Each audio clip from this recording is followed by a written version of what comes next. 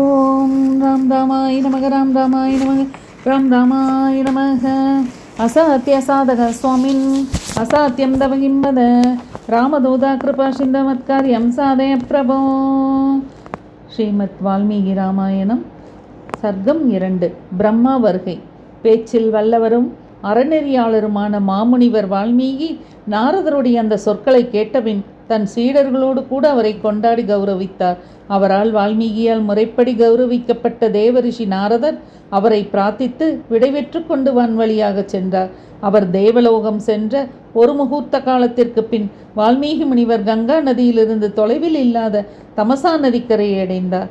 தமசா நதிக்கரை அடைந்த முனிவர் நீரில் இறங்கி ஸ்நானம் செய்யும் படித்துறை சேறு சகதி இல்லாமல் சுத்தமாக இருப்பதை பார்த்து அருகில் இருந்த சிஷ்யனிடம் கூறினார்.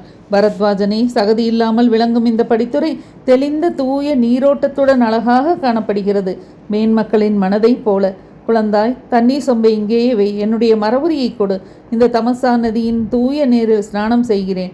மகாத்மா வால்மீகி இவ்வாறு கூறியதும் குருவின் ஆணைப்படி நடக்கும் பரத்வாஜன் அவருடைய உடையான மரபுரியை அவரிடம் கொடுத்தான். புலன்களை வென்ற அவர் சீடனின் கையில் இருந்த மரபுரியை பெற்றுக்கொண்டபின் அந்த மகாவனத்தின் இயற்கை அழகை அனுபவித்தவாறே நாலா பக்கங்களிலும் நடந்து செல்ல தொடங்கினார்.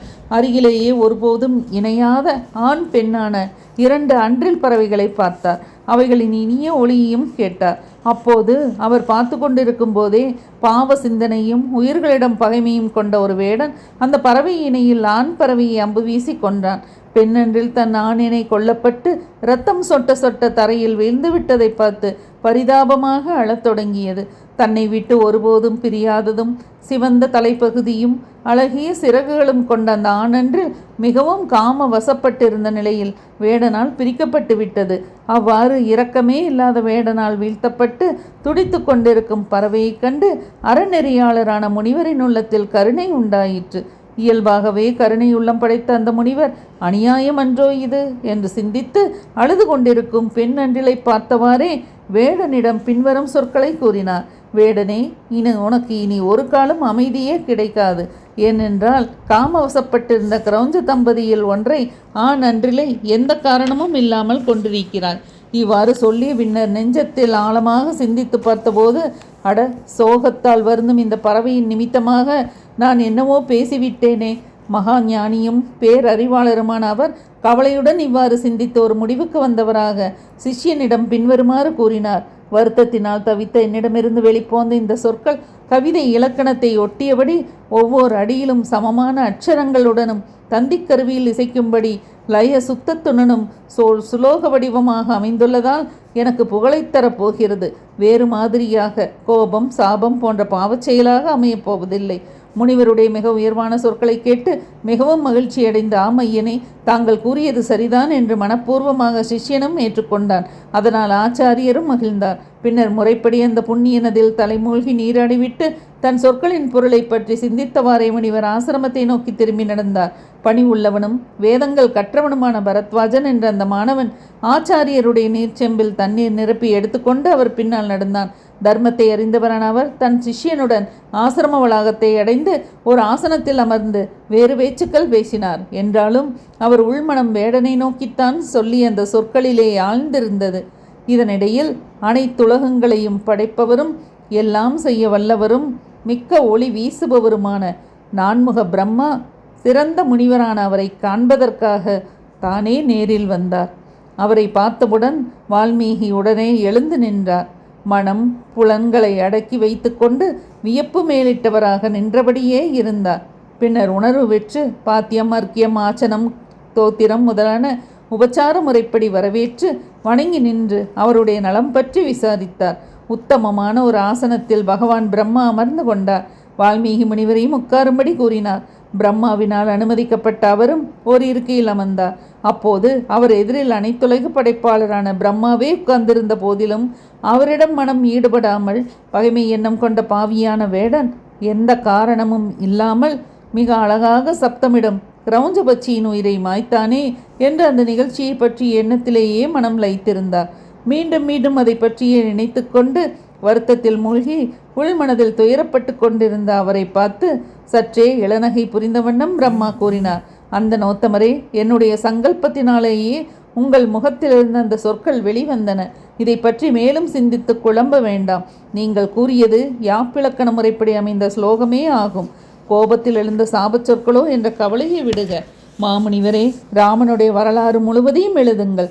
பகவான் ஸ்ரீராமன் உலகில் மிகச்சிறந்த தர்மாத்மா, புத்திமான். நாரதரிடமிருந்து நீங்கள் கேட்டபடியே அந்த மாவீரருடைய வரலாற்றை கூறுங்கள். அந்த பெரு வீரருடைய வாழ்க்கையில் இரகசியமாகவும் வெளிப்படையாகவும் எவை எவை நடந்தனவோ அதுபோல் லக்ஷ்மணன், அரக்கர்கள், சீதை ஆகியோரின் வாழ்க்கையில் இரகசியமான அல்லது வெளிப்படையான நிகழ்ச்சிகள் என்னென்ன நடந்தனவோ அவையெல்லாம் உங்கள் அறிவுக்கு புலனாகும். ராம காவியம் என்ற உங்கள் படைப்பில் ஒரு சொல் கூட பொய்யாக போகப் போவதில்லை.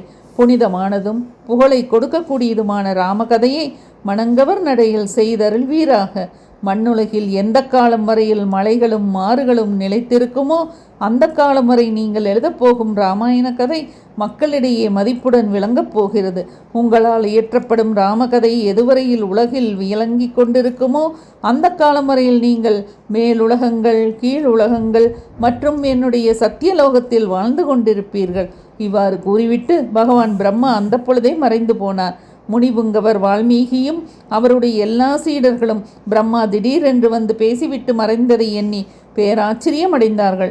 அவருடைய எல்லா மாணவர்களும் அந்த ஸ்லோகத்தை திரும்ப கூறி மகிழ்ந்தார்கள். அநேக தடவிகள் கூறி மிகவும் ஆச்சரியத்தில் மூழ்கிய அவர்கள் தங்களுக்குள் இவ்வாறு பேசிக்கொண்டார்கள்.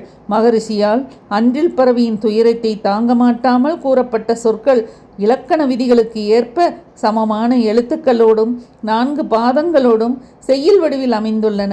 அவருடைய உள்ளத்தின் சோகம் அவருக்கு பெரும்புகழீட்டித் தரும் ஸ்லோக ரூபமாகிவிட்டது. தூய ஞானம் பெற்ற மாமுனிவரின் உள்ளத்திலும் இதே சமயத்தில் இம்மாதிரியாகவே இராமாயண காவியம் முழுவதையும் நான் எழுதப்போகிறேன் என்ற எண்ணம் தோன்றிற்று. அதன்படி பெரும்புகழ் வாய்ந்த ராமனுடைய சரித்திரத்தை அளவான எழுத்துக்களோடு கூடியதும் மனம் கவரும் நூற்றுக்கணக்கான ஸ்லோகங்கள் கொண்டதும் புகழை அளிப்பதுமான ஒரு பெரும் காவியமாக கீர்த்தியுள்ள அந்த மாமுனிவர் படைத்தார். சமாசம், சந்தி முதலிய இலக்கண விதிகளின்படி அமைக்கப்பட்டதும் நேரிடையான பொருள் உள்ளுரையான மறைப்பொருள் தரும் வாக்கியங்களால் ஆக்கப்பட்டதும் முனிவரால் இயற்றப்பட்டதும் ரகுவரனுடைய சரிதத்தையும் 10 தலையனான ராவனுடைய வதத்தையும் கேளுங்கள். ஓம் ராம் ராமாய நமக, ராம் ராமாய நமக, ராம் ராமாய நமக. அசாத்திய சாதக சுவாமின் அசாத்தியம் தவகிம் வத, ராமதூதா கிருபா சிந்தோ மத்காரியம் சாதே பிரபோ. ஸ்ரீமத் வால்மீகி ராமாயணம் பாலகாண்டத்தில் 2வது சர்க்கம் முற்றிற்று.